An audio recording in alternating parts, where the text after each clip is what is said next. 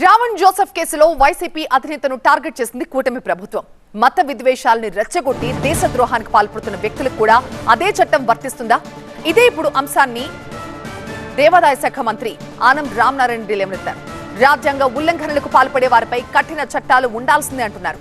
గొడ్డలి పార్టీపైన నాయకుడిపైన చర్యలు తీసుకోవాల్సిందే అంటున్నారు మంత్రి. దీంతో రావణ్ వ్యవహారం ఇప్పుడు రాజకీయంగా ప్రకంపనలు రేపుతోంది.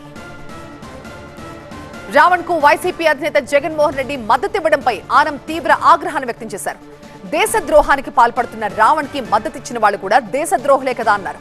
మీపై ఎందుకు ఉపా చట్టం పెట్టకూడదో చెప్పాలంటూ జగన్ ని ప్రశ్నించారు మంత్రి ఆనం. కేవలం రాజకీయ కక్ష సాధింపు కోసం ఆనాడు దేశద్రోహం కేసులు పెట్టేవో చిన్న చిన్న వాటికి కూడా ఇవాళ ఇంత పెద్ద మత విద్వేషానికి పాల్పడ్డటువంటి నువ్వు సమర్థించేటువంటి రావణ్ జోసెఫ్ లాంటి వ్యక్తులను ఆయన్ని సమర్థించే నిన్ను దేశద్రోహులు అనడం తప్ప? దేశద్రోహ కేసులు మీ మీద కూడా పెట్టాల్సిన అవసరం ఉందా లేదా అనేది వాళ్ళ చర్చనీయాంశమైంది.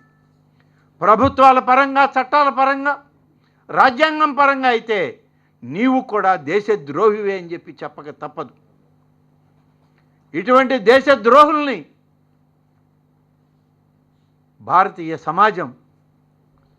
సమాజంలో ఉన్నటువంటి వ్యవస్థలు ఈ దేశద్రోహుల్ని కఠినమైనటువంటి శిక్షలకి అనుగుణంగా మన చట్టాలని ఉపయోగించాల్సినటువంటి పరిస్థితి రాష్ట్ర ప్రభుత్వాలకు ఉంది అని చెప్పి చెప్పాల్సినటువంటి అవసరం ఉంది. రాష్ట్రంలో కులాలు మతాల మధ్య విభజనకు వైసీపీ ప్రయత్నిస్తోంది అన్నారు మంత్రి ఆనం రామనారాయణ రెడ్డి. రావణ్ జోసెఫ్ దగ్గర జగన్ కొత్త కుట్రలకు తెరతీశారన్నారు.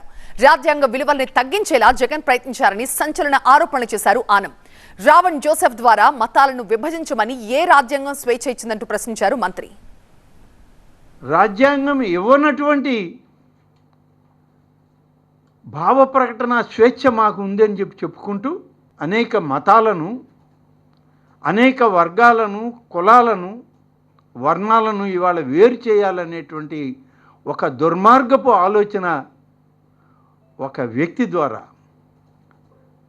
జోసెఫ్ అనేటువంటి ఒక వ్యక్తి ద్వారా, రావణ్ జోసెఫ్ అనేటువంటి వ్యక్తి ద్వారా జగన్మోహన్ రెడ్డి చేస్తున్నటువంటి ఈ కుతంత్రం, కుట్ర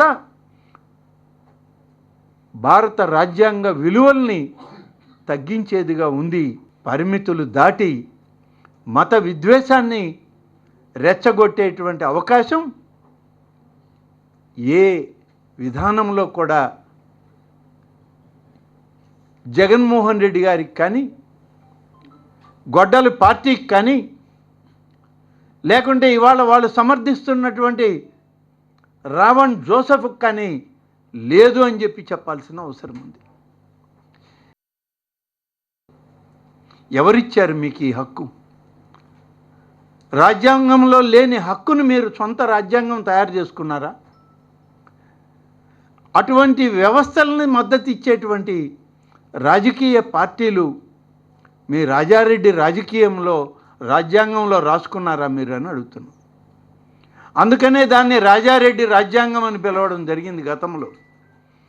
నీ విధ్వంసాలకి, నీ దుర్మార్గాలకి, నీ అన్యాయాలకి, ఇవాళ చివరికి నీ స్వార్థ ప్రయోజనాలకి ఒక వ్యక్తిని, ఒక వ్యవస్థని, ఒక మత విధ్వంసానికి ఇవాళ నువ్వు శ్రీకారం చుట్టావు. రావణ్ వ్యాఖ్యలను జగన్, ఆయన గొడ్డలి పార్టీ సమర్థిస్తుందా, వ్యతిరేకిస్తుందా అనేది స్పష్టంగా చెప్పాలన్నారు మంత్రి ఆనం రామనారాయణ రెడ్డి. ఇదే విమర్శలు, వ్యాఖ్యలు ఇతర మతాలపై చేస్తే సహిస్తారా అంటూ నిలదీశారు.